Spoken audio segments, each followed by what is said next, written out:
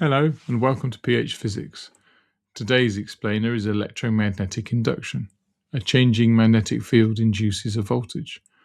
By the end of this video you'll know how it works and the 4 factors that make the voltage bigger. Electromagnetic induction is the production of a voltage across a conductor when the magnetic field through it changes, either by moving the conductor relative to a fixed field or by changing the field while the conductor stays put.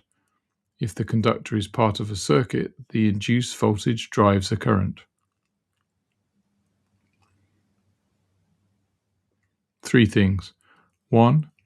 Must be a changing field, static field, no induction. 2. Bigger induced voltage from faster motion, stronger field, more turns of the coil or larger coil area. 3.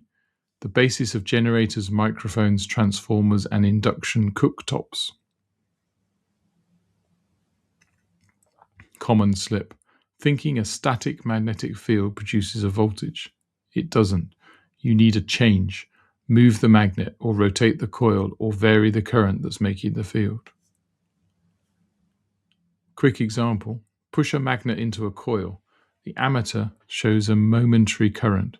Stop and the current stops. Pull the magnet out. Current flows the other way. Move faster. Bigger current. That's induction in action. Right, if any of this is going to stick beyond this video, drop into phmaths.com. You'll find a free 4-week GCSE higher revision planner ready to download, plus mastery workbooks across maths, physics, biology and chemistry. One for every higher topic, every answer fully worked, every common slip flagged. Simple explanations, serious results. See you next video.